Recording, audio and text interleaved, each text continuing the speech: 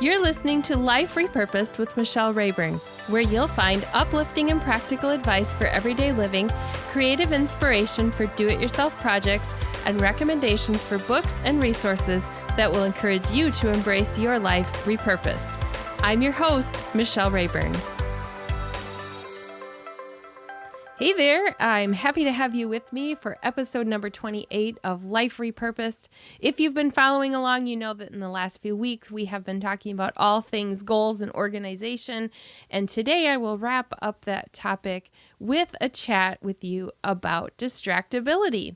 Now, if you're somebody who is not easily distracted, you might have some areas where you are. So ironically, I can tune out the noise at a coffee shop to write, but if my husband is home on a day off and I'm working in my office, I am distracted by the little clunks that he makes with his feet on the stools in the kitchen when he has a snack. Seriously, I'm distracted by that, but not by all the noise and the volume of things going on around me and conversations at a coffee shop.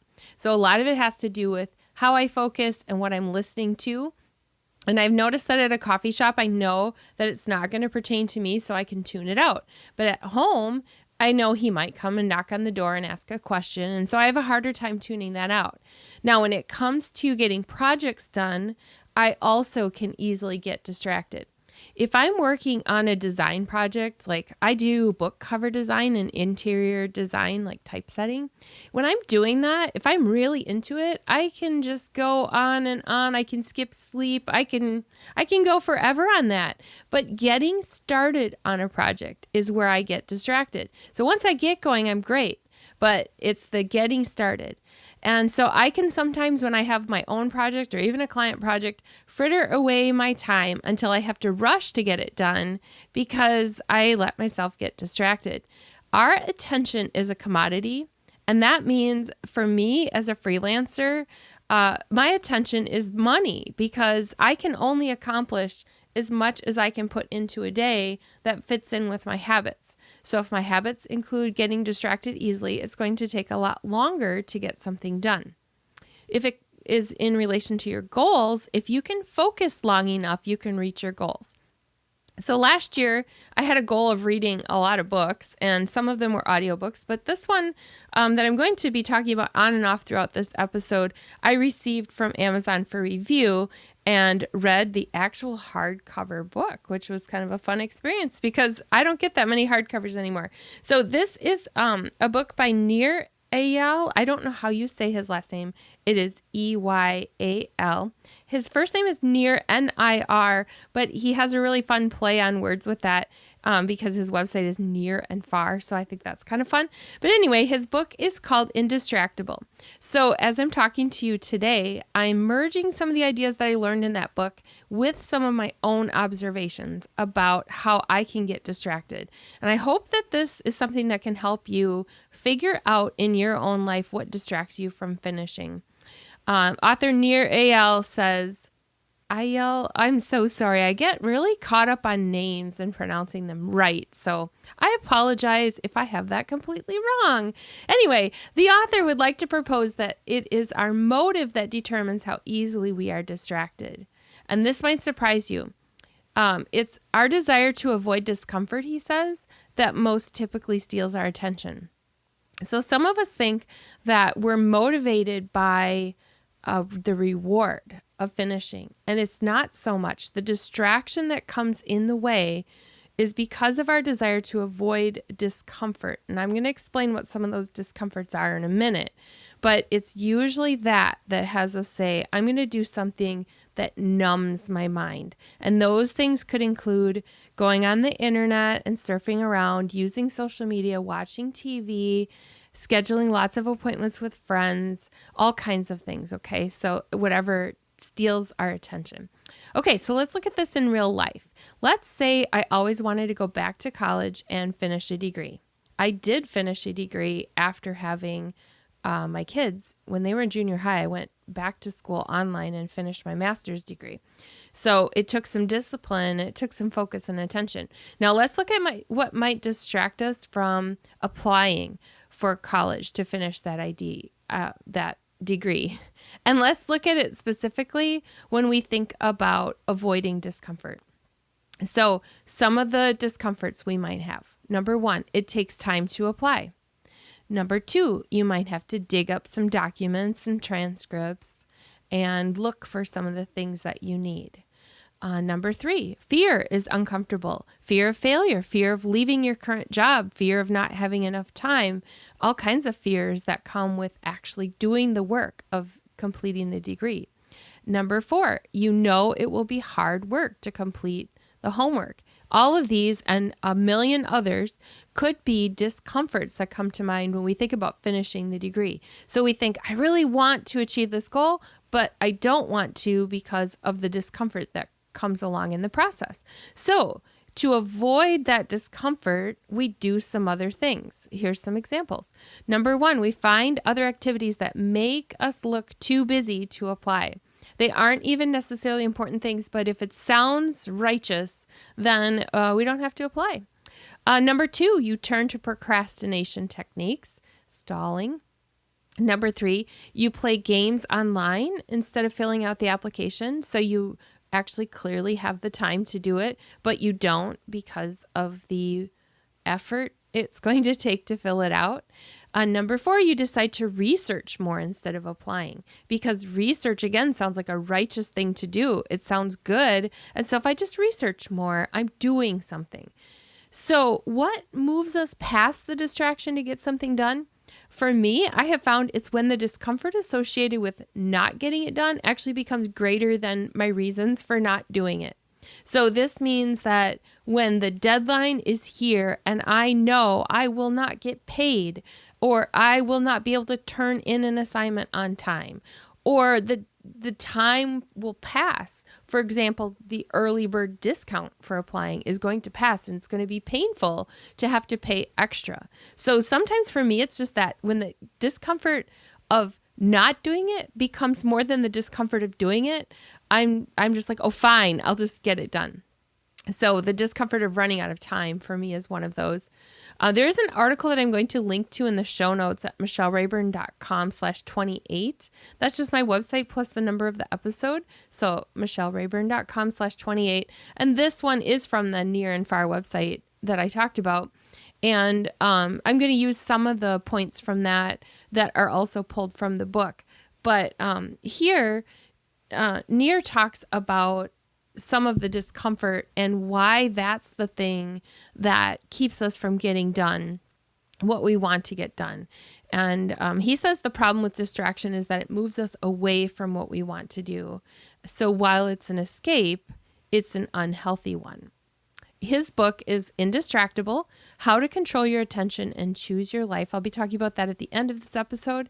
But in the book, Near says the truth is we overuse video games, social media, and our cell phones, not just for the pleasure they provide, but because they free us from psychological discomfort. Some of that discomfort includes boredom, loneliness, insecurity, fatigue, and uncertainty. And these are some of the feelings we try to avoid by numbing with something else. The problem is that each time we try to numb those emotions with distraction, it provides a temporary solution, and it eventually actually increases the problem.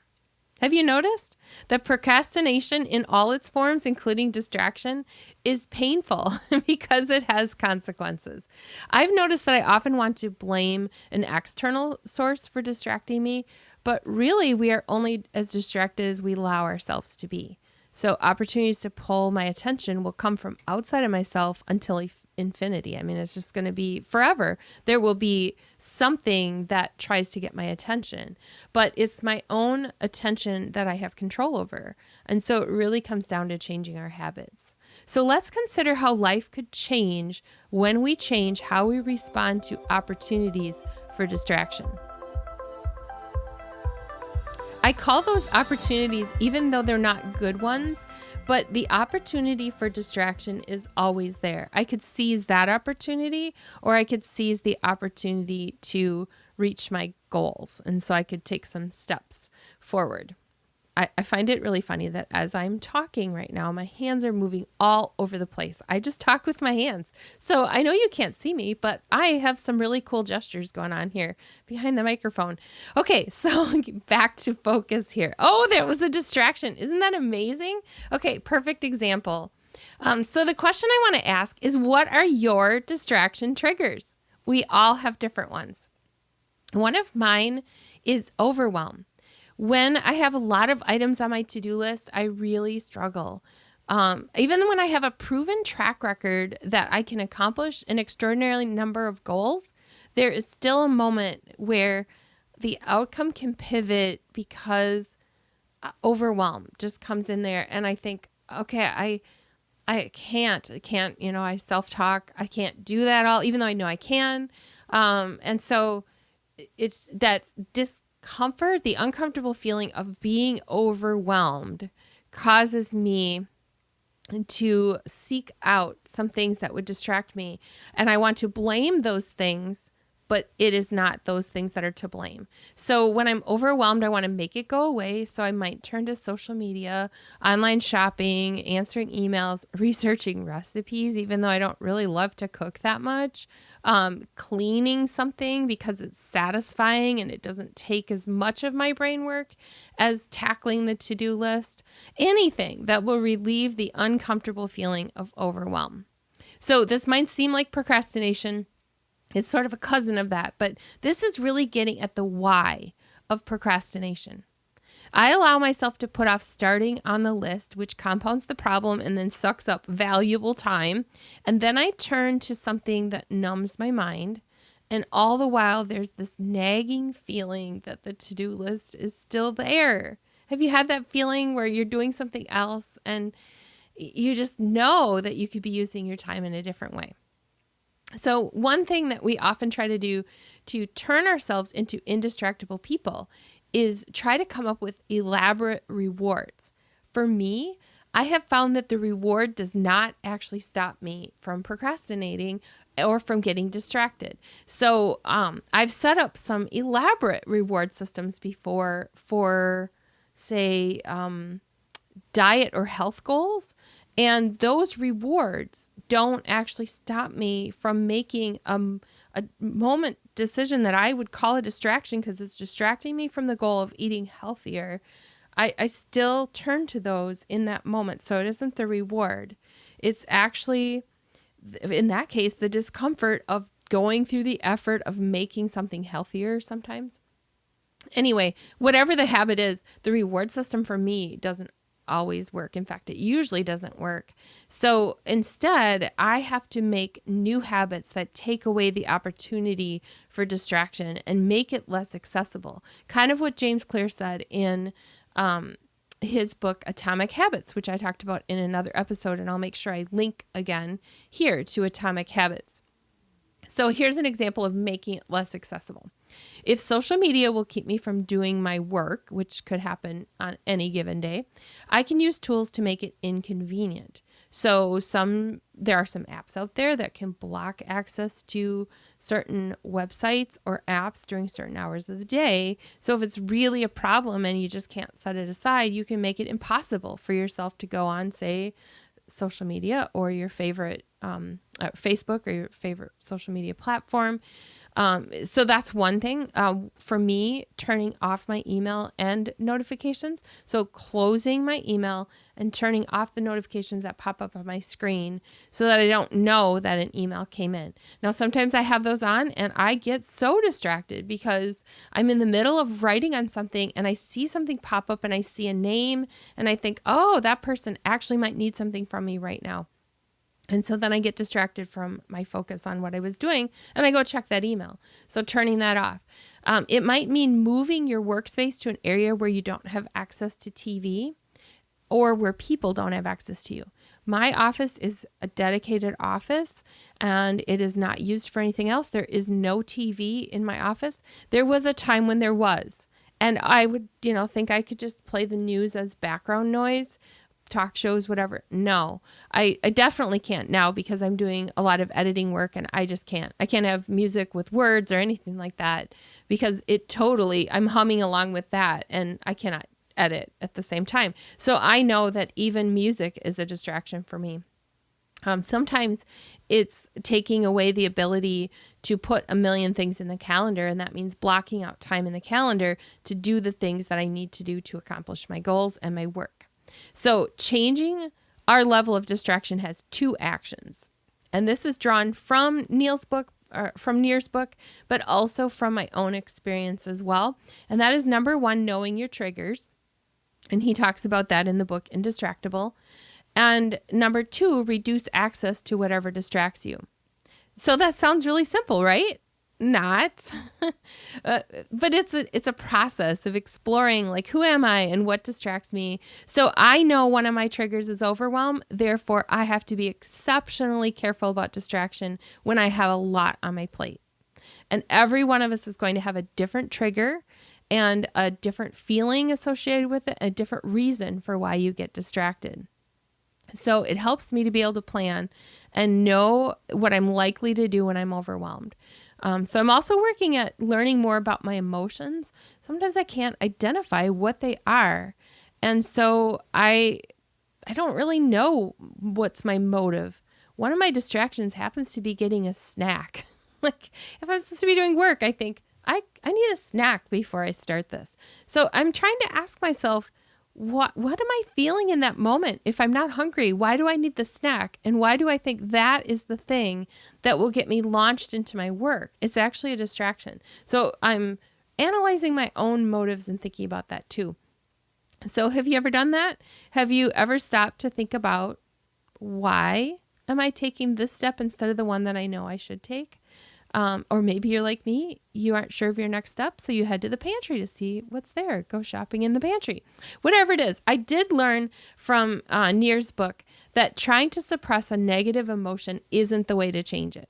He cited evidence that it can actually backfire. There's a rebound effect that can make what he calls mental abstinence have the opposite effect if we try to stuff the thoughts or feelings. So it's really important to know your triggers and address how you're feeling, because trying to make it go away is actually, especially when it's like food, it just makes it worse. So all good thoughts to have in mind. As you think about your goals and how you get distracted from achieving them, if you don't know your triggers, that's the place to start. So you can pause and identify what you're feeling and then begin to make some changes.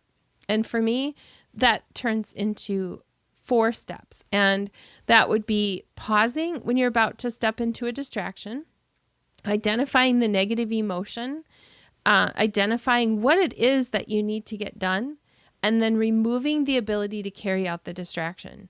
So in the closing section, I'm going to be talking about our resources, and I will be talking about the book Indistractable. So before we move into that, if these steps help you pause when you're about to step into a distraction, identify the negative emotion, identify what it is you need to get done, and then remove the ability to carry out the distraction.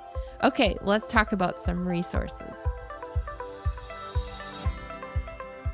In the book, Indistractable, How to Control Your Attention and Choose Your Life, Nir Eyal talks about exactly what it is that causes us to get distracted. And there are a lot of sections in there where he gives some specific examples in different areas of life. So that's going to be different for each of us.